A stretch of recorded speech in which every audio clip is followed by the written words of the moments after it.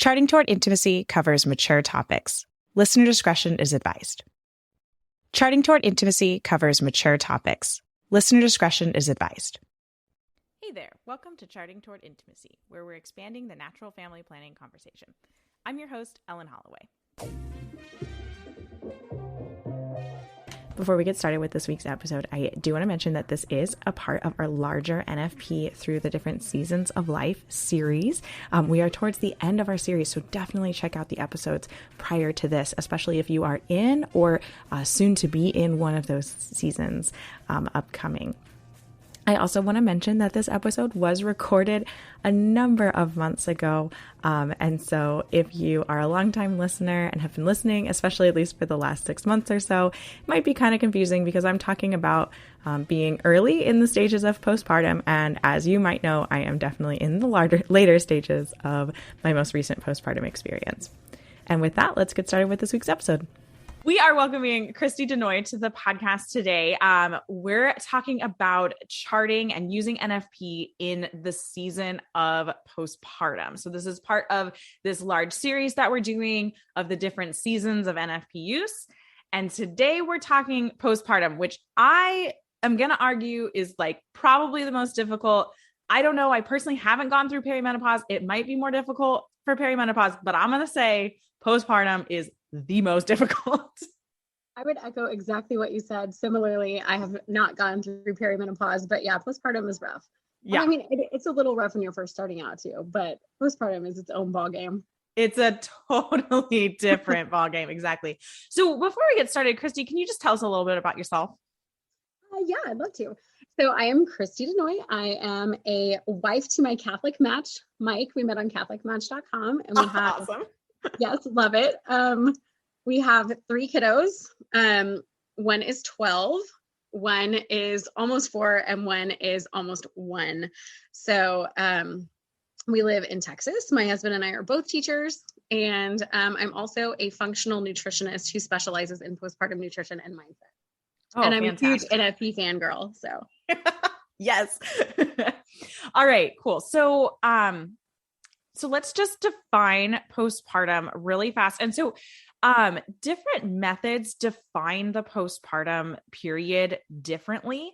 But basically what we're going to be talking about today on the podcast is anytime from having your baby to your cycle regulating itself. So that could be anywhere from a month. Maybe if you didn't breastfeed, your cycles come back immediately and like you don't have a postpartum period. Or this could be a couple of years. And then I'm going to kind of break that a little bit further too. There's the returning to fertility stage, and then there is the cycles regulating stage. So we sort of have these 2 separate stages that we'll also kind of talk about a little bit. But so back to the different methods, they define different periods of time within the postpartum whole season differently. Some of them will have a protocol for the first 12 weeks. Some of them will have a protocol until fertility returns. Some of them will have a protocol for the first 6 and then something for the next 10. And so this is a period of time when you need to be talking to your instructor, like really, really closely. This is so important to just like have them on speed dial, text them a bunch. And if your practitioner or an instructor isn't getting back to you as well as you need them to during this period of time, then you might need to find another instructor, because it is so important to work with an instructor that you trust and that is able to support you in the way that you need during this period of time. So don't be afraid to find a new instructor if you need to. All right. So 100%. all of those caveats in place. Now let's get to our conversation. So Christy, can you first just kind of talk about a little bit of your experience charting during this season? You've been through 2 and you're in 1. So you've got 3 different experiences. So tell us a little bit about your experience. I am a revert. So I was not practicing NFP after my first But after my second, we were not breastfeeding exclusively. So I really expected fertility to return pretty soon, especially after I weaned and started going to exclusively pumping, which was around like the 6-month mark.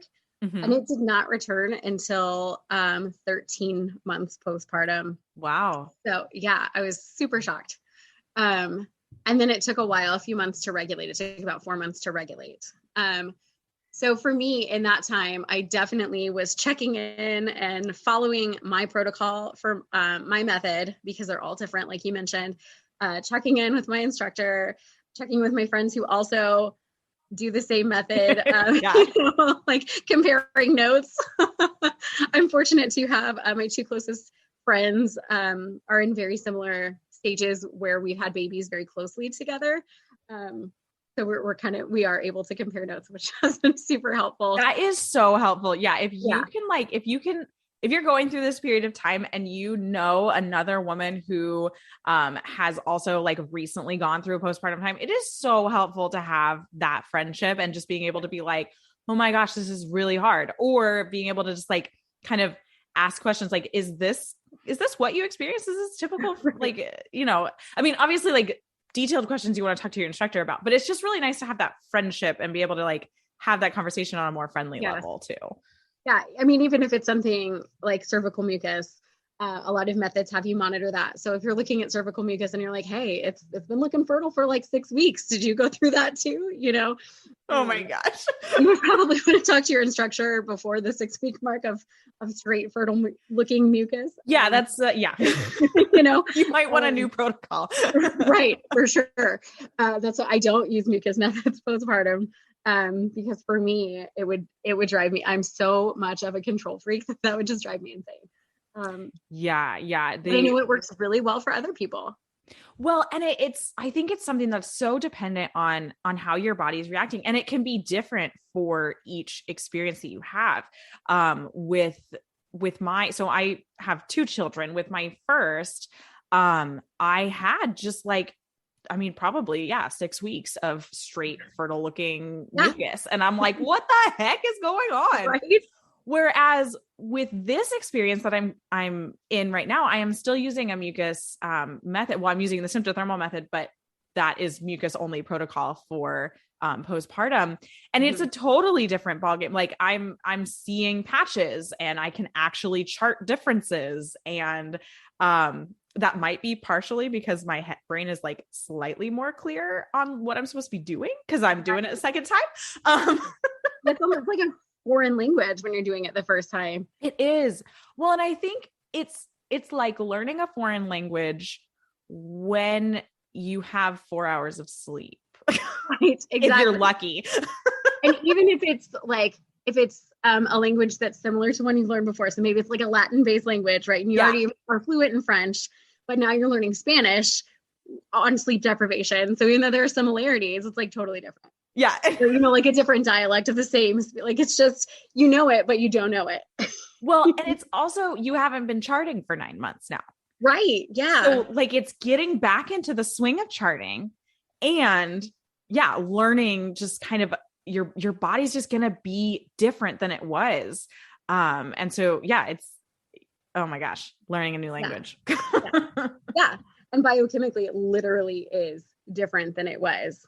We go through biochemical changes in our pregnancies that stay with us. Yeah. So after each pregnancy, we're different. So that's another good reason why, just because you've used a method postpartum before, if it's not working for you this time, you should allow yourself the freedom to switch with an instructor. Yes. Oh my gosh. Please don't just like buy Femtech and say, oh, I'm switching methods. That's not a method. I'm just going to Google it. It'll be fine. I promise you it will not be fine. You will be so much more stressed. Yeah. Well, and there's like 2 outcomes that come out of not really knowing how to chart postpartum. One outcome is a surprise baby, which, that's would be fun. That happens. The other outcome is no sex. So, right. Which could not be fun. That's also not fun. Like, I mean, the baby's fun, but also like that's surprising and maybe not fun. And it could be, I mean, in some cases, having an unplanned pregnancy immediately after having a baby can be really detrimental to your health, or it can just be a very difficult pregnancy, or it leads to a C-section or other complications and things like that. So, you know, there's a reason why doctors say you should give your body some time to rest between pregnancies. But I got off into a little bit of tangent. I don't know where I was going with that. Don't Google, use an instructor. Yeah. Don't Google, use an instructor. There we go. But also don't be afraid to switch if you need to switch, because your body is different than the body that you started with. Yes, exactly. Yeah. And I just want to reiterate that point, because you said, you know, even if a method worked well for you postpartum, right, for one baby, that's not necessarily going to be the case. So can you talk a little bit more about just like the fact that our bodies go through changes that are stuck with us? Okay. So it's really cool. There have been studies on the protective, like, I only have daughters, which I love my girls, but there have been studies on the protective benefits of carrying sons. Pieces of our children end up in our brains, like their cells end up in our brains as well, regardless of gender of your baby. But if you have carried a son, it's protective in the brain. What? And it protects against Alzheimer's. I'll see if I can find the study and I'll send it to you. It's crazy. Right? Oh my gosh. So, yeah. These, like, literally your body is carrying little tiny pieces of your children all the time. So they are extensions of your body to a certain extent, you know, and because we go through all of these hormonal changes, some of them, you know, bodies don't necessarily bounce back. Anytime you're exposed to a hormonal change like that for such an extended period of time, you open yourself up to changes. And so biochemically, you're not the same person that you were. You don't come back. Even if you feel normal, your normal is going to be different. So a lot of times we find like food allergies we didn't have before pregnancy, autoimmunity can develop. And that's why it's literally a different body on the inside, biochemically speaking. Oh my gosh, you're blowing my mind right now. I did not know any of these things. Yeah. That's crazy. It's crazy, right? Okay. Just personal story here. So I was allergic to grapes before I had my daughter, and now I am not allergic to grapes anymore. That's crazy. And so our immune system gets suppressed also when we're pregnant so that we don't reject our children, right? Yay for that. Don't want to do that. Right. And it starts to ramp back up around the 3 to 4 month postpartum period. That's also when your thyroid and your metabolism start to ramp back up. That's why we lose our hair postpartum. Because our thyroid's like, okay, wait a second, what's happening? What's going on? I'm not really sure. I have been working overtime for 9 months, plus the 4th trimester, and I'm really like confused. I just need to take a second. And so all of those changes lead to different circumstances in our bodies.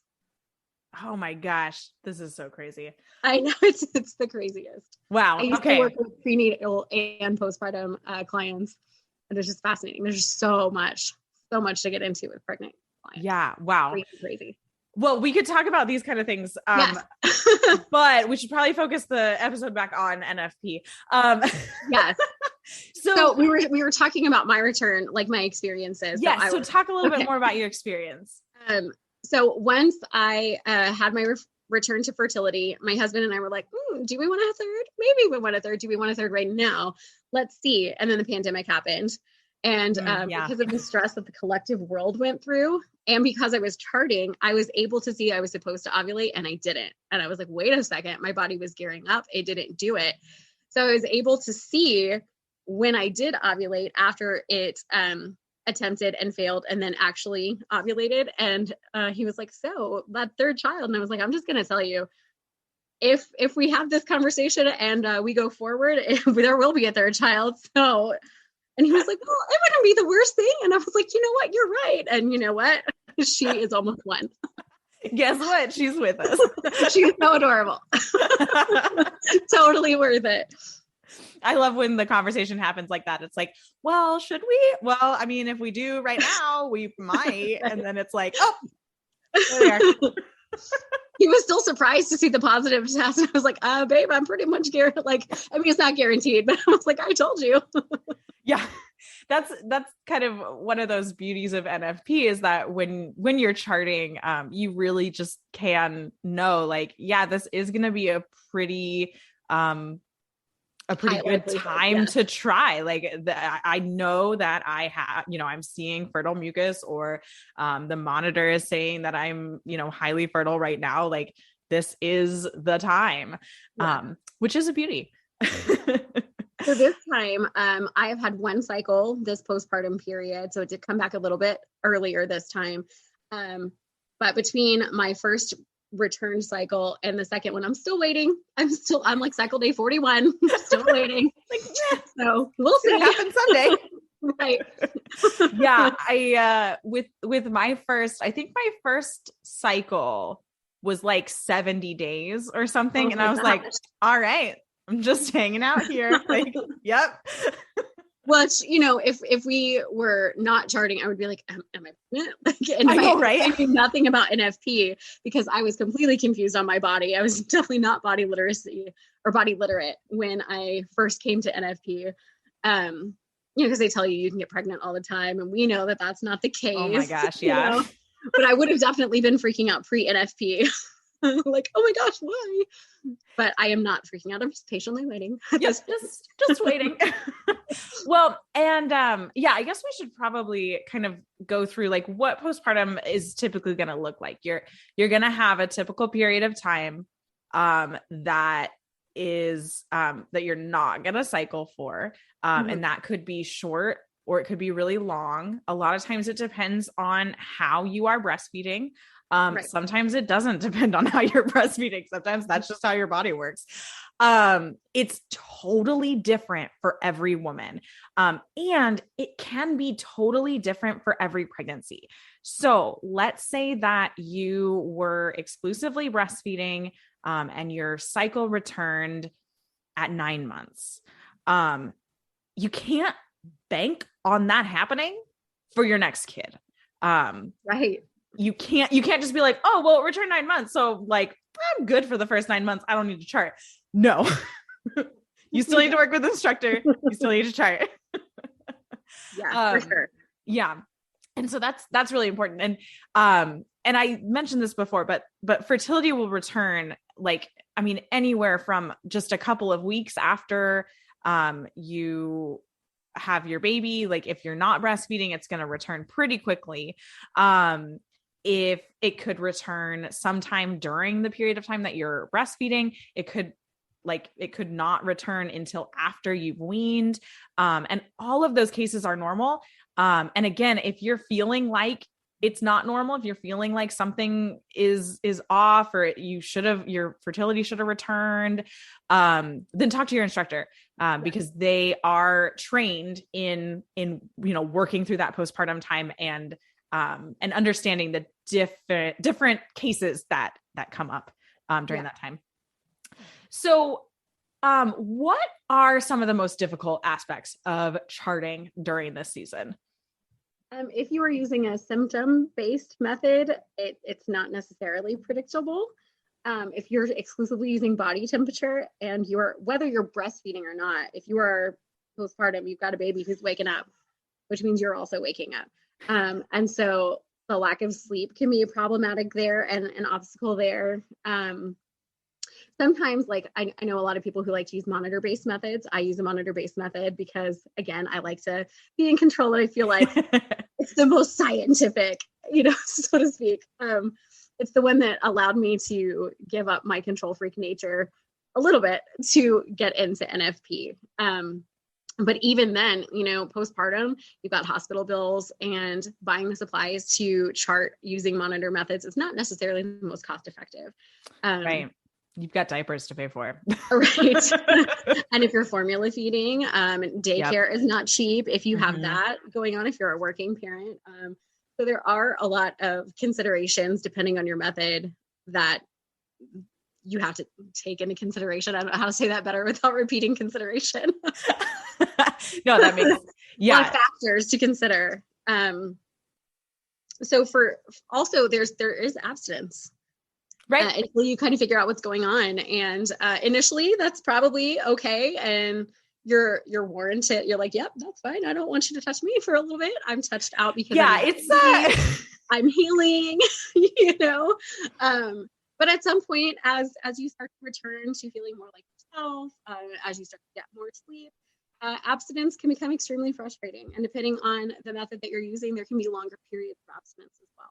So, I think that is also, at least for me, that becomes a problem. Postpartum, that has been one of my frustrations both times. There are different levels of intimacy. So, you don't have to be physically intimate with your husband. But also we were made to enjoy that act and be together as husband and wife. So it can be a very frustrating time. Even if you agree with church teaching, even if you think NFP is beautiful, that doesn't mean it's easy, and it doesn't mean it's not frustrating. Exactly. Well, and I think something that's really important with the postpartum period of time is understanding that, like, so we mentioned, like, if a method isn't working for you, it's good, like, change methods. That's a good thing to do. Yeah. But there will always, in the postpartum period of time, there's going to be extended abstinence regardless of the method that you choose, because your body just suppressed, like, ovulation for 9 months, went through a ton of stress to birth a baby, and is still going through a lot of stress to feed that. Let's say you're breastfeeding, to feed that baby, your body is going through a lot of stress in order to do that. And so that return to fertility, your body's working really hard to return to fertility, because that is, like, its normal state. It wants to go back to normal state of cycling regularly. But your body's also fighting with itself, saying, no, I'm really, really stressed right now. I'm going through all of this. Like, I'm working really hard to feed this baby, and I'm not getting enough sleep, and I have all these other stresses. So your body's saying, no, don't ovulate yet. And so basically what your body is doing is it's going to go, I want to try to ovulate. And then your body's going to say, no. And so it keeps trying. It tries and it tries and it tries and tries until it finally regulates. Eventually, at some point it regulates. Unless you have another baby, and then you have to wait a little longer. You just prolong the inevitable at that point, though. At some point it will, hopefully. So in that, like, kind of quote cycle, let's call it a cycle of, like, trying to ovulate and then being told not to, your body's going to show the signs of fertility. So your hormones are going to start rising, and that's what the monitor is reading. And your mucus is going, you're going to have mucus present. And so those are the things that you're going to be looking at in a postpartum method, either both or. And so, those things are going to show up, and then they're going to go away, and they're going to show up, and they're going to go away. And so it can be really, really frustrating. And let's say you're using a mucus only method. You have to wait a certain number of days after you've seen mucus. And it's like, saw mucus, couple of dry days, see mucus again before you get to the number of days that you need to wait in order to be intimate with your spouse. So it's really important coming into the postpartum period, knowing there will be some times we're going to have to abstain for an extended period of time.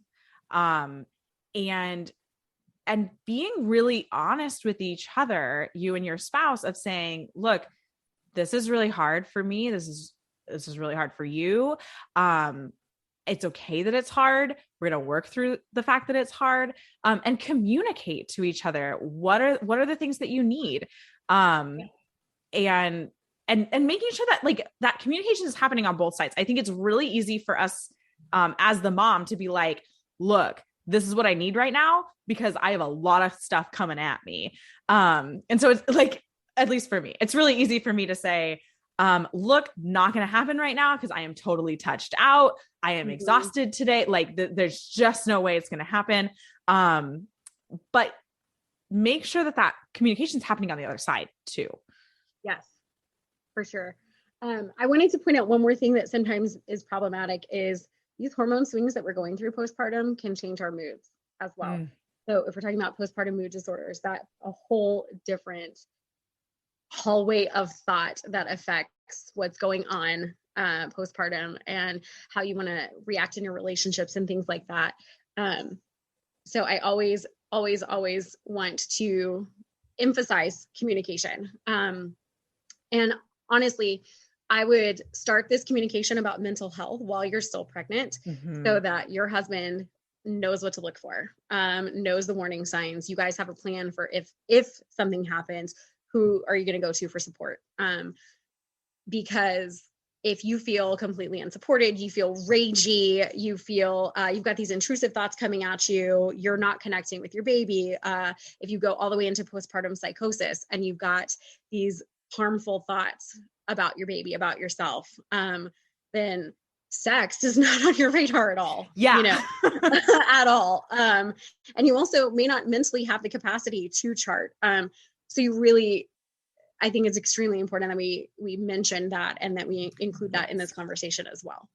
Yes. And I'm actually going to share a little personal experience with my first. I did kind of go through some postpartum anxiety, and I experienced two main things that I want to mention that are, I think, very common.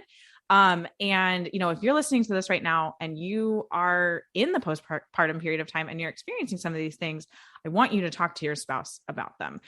So one of them was I was unable to chart. Like, I physically could not process the act of charting. It was too overwhelming, and that is okay.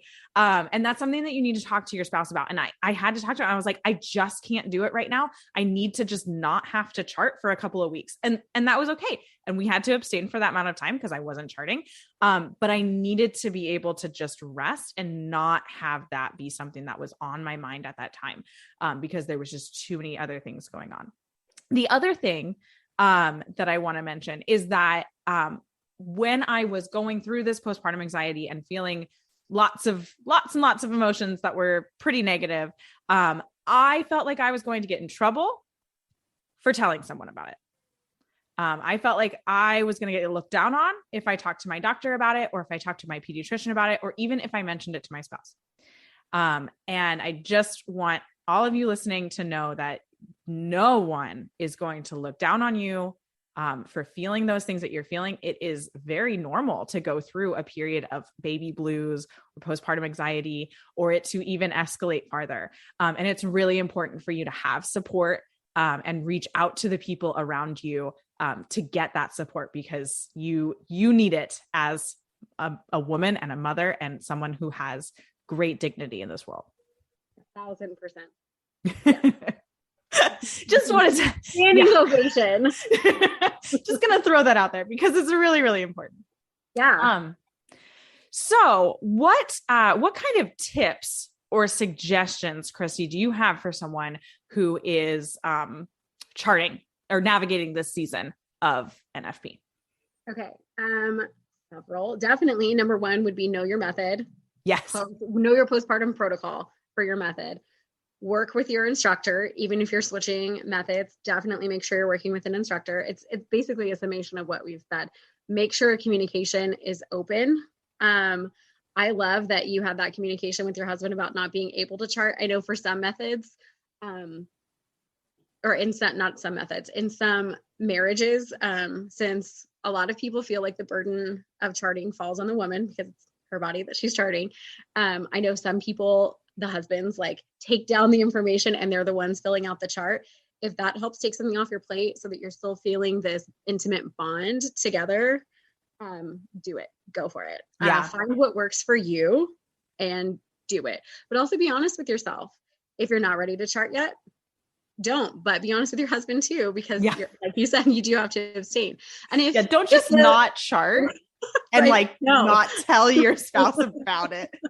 That's just kidding, honey. That's a terrible idea. I would definitely endorse that. But if you once your fertility comes back, even if the monitor and the symptoms, the mucus and the chart is saying that you're ready, be honest with yourself. If you're not ready, don't force it. And be honest with your husband. This has to be an ongoing conversation. This can't just be like a one and done conversation. This is a journey. Okay. Mm-hmm. And you have to take pit stops to refill the car on journeys. You have to keep the conversation open because it changes. There are hills and valleys that you go through in this journey. So you need to make sure that you and your husband are on the same page as well. Yes. Yeah. That's killer. Something else that I experienced, like I mentioned, my brain was like incapable of charting. And as I was kind of trying to chart again, one of the things that I realized is why it felt so impossible to chart is that I legitimately could not remember what I saw earlier that day. So the whole aspect, I think most methods suggest, okay, at the end of your day, look back on your day. What did you see? And write that down. That didn't work for me postpartum because I didn't know what day it was. Right. Right. Did I see that mucus yesterday? Or did I see it 5 minutes ago? Yeah. I don't remember. Yeah. And so if you're someone who charts on an app, take your phone with you to the bathroom. Again, if you're doing a mucus only method, take your phone with you to the bathroom and chart every time that you go to the bathroom so that you can remember. Or I left just like a notepad on the top of each of the toilets in our apartment. We had 2, but I left a notepad on both of them. And then at the end of the day, I went back to both notepads and then wrote down or put it in my app or put it on my chart, what I saw. And that was super helpful too. And so it wasn't like I had to always remember to take something with me to the bathroom. And I could just as I'm sitting in there, write it down really quick and do it at the end of the day. So find some helpful little reminders for yourself. If you're using a monitor and you just can't remember each day to take the reading, set up a reminder in your phone, set up an alarm at the time that you want to take it. Just use technology to your advantage. Yes, for sure. If writing is too much for you, you could take your phone and do a voice memo. Yes, that's a great idea. Yeah, that probably would have totally helped me. You say, it's the day that I'm wearing this for the 3rd time. If you can't remember the date, then you can ask your husband, all right, when did I wear this on the 3rd? When did I decide it needed to come off of me and go into the laundry? Right. Because that's when this happened. Well, no, I love that because you could just voice memo and then hand your husband the phone and say, can you put this in the chart? And so he can listen to the voice memos and put it in the chart for you. Hey, that'd be voice memo or text it, talk to text to your husband so that he's responsible for keeping up with the date. And that's one thing you can just take out of your brain. Yeah. Well, I love the voice memo thing because your phone is going to record the day and time that you wrote. I'm loving this voice memo idea. I'm really all about it. I'm thinking though, I don't really need to use it because I wanted to mention this on the recording. Christy and I were talking before we pressed record. But one of the things that I've noticed, so I'm in my second go through of postpartum, and I'm right in the thick of it. I haven't had a return to fertility yet. I'm about 3.5 months postpartum right now. But what I have noticed is that it is easier than last time, but it is not easy. This is not an easy period of time to chart through. But the second time around feels much easier. And I think it's because I have a better handle on kind of what is going on. I kind of know what to expect. I'm not freaked out if I see a week of fertile type mucus that just doesn't go away. It's oh, that's typical for me. That's right. Typical for what I'm seeing. But yeah, so it's easier than last time, but it's not easy. It's still very, very hard. I would agree with that too. It's less confusing. Yes. But still difficult. That's a really good way to say it. Less confusing. One of the things I wanted to also touch on before we kind of wrap up this episode is, what if you are, and I'm sorry I didn't give you this question beforehand, Christy. That's okay. Just gonna put you on the spot. I teach theater, so improv is my thing. What if you are a person who found out about NFP while you were pregnant and you're learning NFP for the first time in the postpartum period of time? What kind of tips, and I think we're probably just going to repeat ourselves here, but we're going to emphasize some things. But what kind of tips and suggestions do you have for someone in that particular case who's learning NFP for the first time in the postpartum period of time? I would say that everybody's first postpartum NFP experience, even if they've been NFPing for years before that, is someone in that position, right? Because we're all learning the postpartum protocol for the first time. So don't feel like you're alone, first of all, if you're that person, because you are toe to toe with so many women. Well, side by side. Toe to toe sounds negative, right? We are side by side, side by side, with thousands upon thousands of women going through the same frustration of learning it. So just give yourself some grace. Be honest with yourself. Again, those communication lines are important. Working with your instructor is probably the most important thing that I would say for that. But definitely give yourself some grace, because it's a learning curve, and you're not expected to get it 100% all the time the first time out of the gate, right? If you have questions, ask them. I know a lot of times people are like, well, I mean, I just feel like I should know this. It's probably a dumb question. As a teacher, as a mom, I don't believe in dumb questions. I don't think that they exist. Like, if you have a question, you should ask it, because we're all seeking knowledge. We're trying to survive this period. We're trying to thrive in it, not just survive. So ask the question. Even if it's been asked before and you just don't remember the answer, ask it again. It's okay. That's literally why you're working with an instructor. That's why they ask you to pay them for their services. Exactly.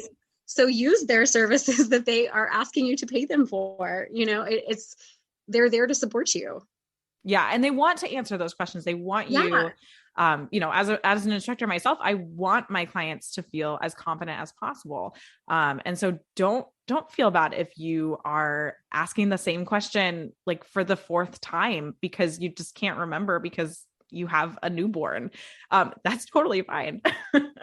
Right. We all should have this mama village, and we're not like, you know, Jennifer Fulweiler does these videos all the time. I don't know if you've seen them, but they're all about, well, moms were meant to be doing this, and this with this village, but since they don't, and then she like speed rambles off why, you know, modern parenting is the way that it is for moms and why these expectations are unrealistic.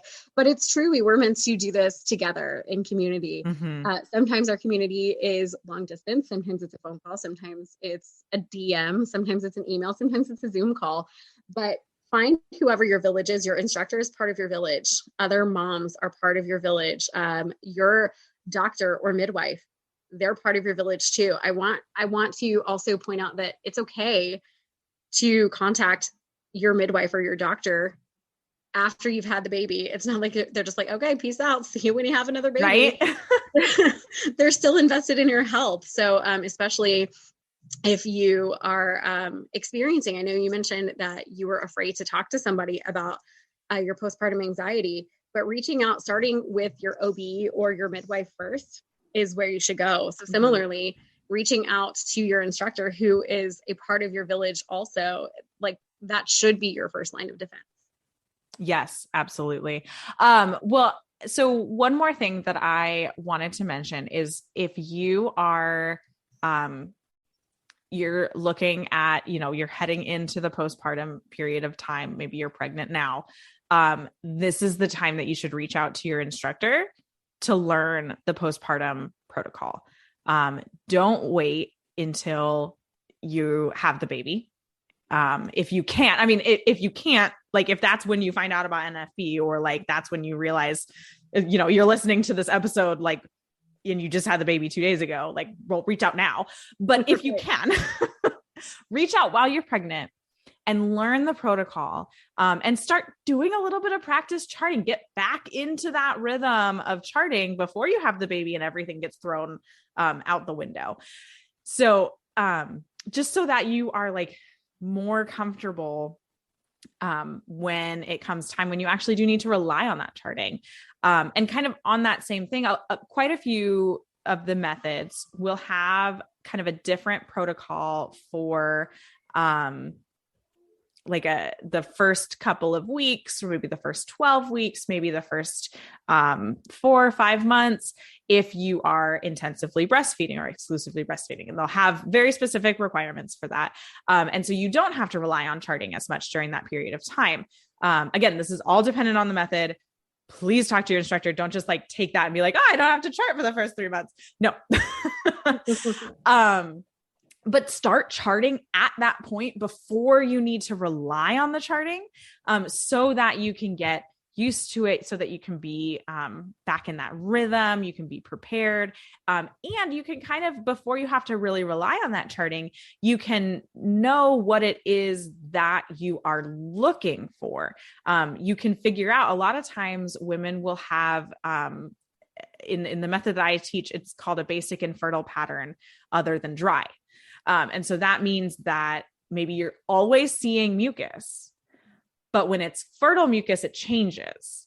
And so you're going to have a very specific, a different kind of protocol. And so if before you need to rely on the charting, if you're able to establish that, then you can start working with your instructor to figure out what your protocol is going to be, because you're not seeing dry days. That's just a very specific example, but again, I guess just start charting as soon as possible. Yeah, because I mean, I would agree with that too, just because if you are dealing with healing and figuring out breastfeeding and sleep deprivation and trying to learn NFP postpartum protocols for the first time, it's doable. But it would also be one thing you could take off of your plate and help your body deal with a little less stress during that very stressful time. Exactly. Yeah. Awesome. Christy, is there anything else that you want to mention before we close out this episode? I don't think so. Thanks so much for having me. This has been so fun. Yeah. Thank you so much for coming on and sharing your expertise. Again, everybody, this is an episode that is part of a larger series of just kind of the different seasons of NFP that we experience just throughout our entire lives. So be sure to check out the other episodes in this series, especially if you're experiencing one of those seasons currently. And then, of course, always share the podcast with your friends and family if it's applicable to them. All right. Thank you so much, Christy. Thank you. Thanks so much for listening. If you are not already following us on Instagram, be sure to check us out at Charting Toward Intimacy, and definitely check out the rest of the episodes in this Seasons of NFP Use series. Next week is going to be our last episode in this series, so definitely check out the ones before this, and tune in next week for our episode on perimenopause. Until next time.